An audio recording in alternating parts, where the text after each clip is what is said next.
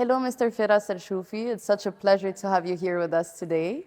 You're the founder and managing partner at Sevan Advocates and Legal Consultants. So, as a successful real estate developer and experienced lawyer, how has your unique perspective influenced your approach to handling construction and real estate disputes? First of all, thank you for coming tonight and being part of our yearly event, which we highly cherish because it's just about fun. It's just taking a few hours of relaxation of our heavy schedule and from the harsh nature of the concrete in the real estate and construction. It's good to be on both sides of the fence, being a lawyer specialized in real estate and construction disputes helped me a lot in my side business as a real estate developer, which I don't interfere in day-to-day business, but I'm always being asked by my partners, by the CEO about all types of issues. Being a lawyer who experience all type of problems or issues that a developer or a contractor might face in the process of developing a project or in any construction thing, give me the first-hand experience. I would understand it from the business mentality. I would understand it from the reality, how things go in real life. At the same time, my experience as a lawyer when I represented the clients as a counsel in hundreds of cases in real estate and construction disputes, when I arbitrated as an arbitrator, also tens of cases in construction and real disputes, I know what should be done right and what should not be done and what must be avoided in order to avoid problems. In my previous project, where, of course, as I said, I don't interfere in day-to-day business, but thanks God, we delivered a big project, more than 530 apartments, with zero lawsuits. There was no dispute, not a single dispute, not with the contractor, not with the engineer, not with any investor. And why was that? That was because of my extensive experience as a dispute lawyer or as an arbitrator in construction and real estate disputes. So it's so linked, and I was blessed to be on both sides, which helped me in both sides. That's incredible. So, was it out of passion that you got that dual expertise? Well, as working for so long as in real estate and construction field as a lawyer, as an arbitrator, it granted me all the knowledge required to enter into that business. So I had the opportunity to be offered to be a partner, to be involved in day-to-day business, and to give my opinion and my expertise as well as my investment in that regard. To be honest, you can make more money in the real estate development business than being a lawyer and as an arbitrator. But for me, law is my passion. Since I was a teenager, my only job I wanted to be as a lawyer. So for the last 5, 6 years, I hardly do a case as a counsel. Mostly I'm doing as an arbitrator. But for me, it's a hobby more than a business. For me, solving these equations or legal equations, it was always close to my heart. Math was my favorite subject when I was at school, and in some complicated and complex disputes, it's like solving a mathematical problem, and that's what I love to do. Incredible. And so, two of your studies were published in Thomas Reuters in MENA. So, what inspired you to share your insights? Yes.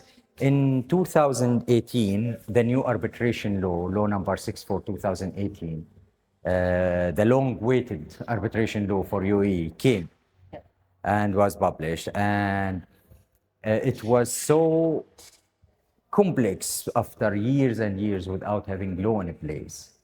So I wanted to write something about that law. And at that time, I saw that there were some loopholes in the law, which I hope the courts would fill in the practice. That's why I wrote a detailed study. It's like a criticism more than, and I analyzed in that study more than 107 cases. 70% of those cases which I analyzed, I was a counsel on either of the parties. So I lived the case during the arbitration stage. Then at that time, before the new arbitration law, it was you go primary, you go appeal, you go court of cassation. It's a normal case for the enforcement. So I lived all the stages of the case. Then I lived the execution stage. So it made me that I wanted to say something that there were areas must be tackled. And luckily, it did not take more than 2 years for the UAE course, for the Dubai course, to set a precedence to fill those loopholes which I criticized in that study, which was published by Thomson Reuters in their June 2019 issue. Amazing. So you spotted that hole in. Yes, yes. Amazing. Analyzing 107 cases, yeah, and still there, yeah. And how do you envision the future of arbitration in Dubai specifically?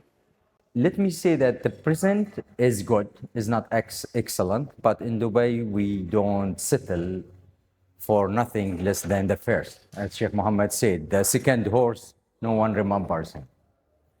Are we the first? Not yet.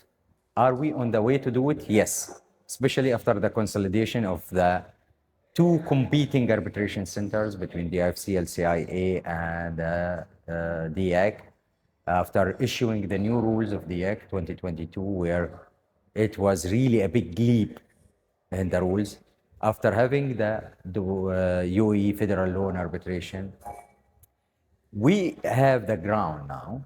We have the ground, we have the capabilities, we have the expertise to lead, not only to be on the spot. Now we are on the map, on the world map.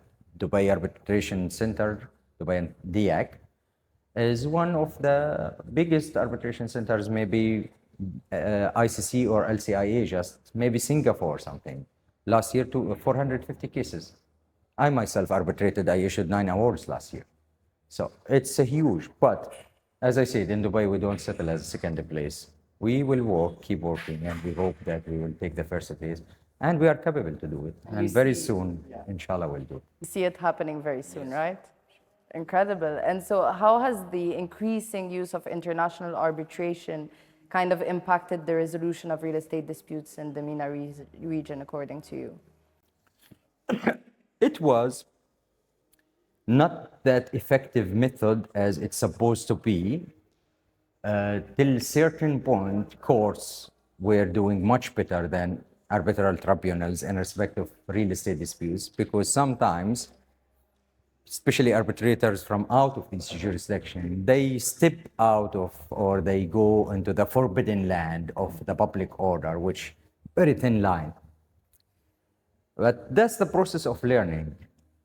By the time there are now enough number of precedents, enough number of cases, so everybody is aware what should be done, what should not be done, what you can do, what you cannot do. So arbitration now, yes, it's a good mechanism, and most of the contracts in the real estate, because usually most of the customers or investors or contractors, they don't speak Arabic, so it's in English, and you know, in Dubai we have around 90% of expats. So English, so they don't understand the language of the court. They don't understand the system. Arbitration is more understandable. That's why you will find that in most of the construction contracts, there is an arbitration clause. Most of even the sale and purchase agreements between developers and investors, there is an arbitration clause. It enables people to settle their disputes in their own language, in the language which they understand. And recently, it's somehow, let me say, it's not yet better than the court, but it's so close, so close. Okay, and obviously you have a profile that's very business-oriented also. So what strategies would you recommend to businesses to minimize the risk of disputes arising, which is something you said that you've been using also? Well, you know, let me quote my grandfather's statement. He used always to repeat. He used to say that it's a good man who can fix a broken thing, but the better man who did not let it break from the first place. And that's the duty of good lawyers, to guide their clients from stage one in order to avoid any kind of dispute in the future, to make it clear. Do not try to make it ambiguous in order to, fit something in. It's not, either you are going to do business or you are looking for disputes, If dispute happen while you are doing your business genuinely, okay, that's fine, something you'll handle. And it's also the duty of the client. Some people, they don't come to lawyers until they are in trouble, which is wrong. You know, you have to have your lawyer from day one, before even you have the business idea. Some people, they got sued for very simple thing, innocent mistakes. They used the picture for a famous building here and wait a minute, it's a trademark register, for example. So you have to engage your lawyers, and which will be most cost saving than waiting till you are in a real trouble, then you have a lawyer to get you out of a big dispute that might sit you out of the business. Amazing. Thank you so much for your insights. It was such a pleasure talking to you today. Thank you very much. Thank you for being here. Thank you for joining us tonight. I'm really glad to have you with us tonight. Thank you very much.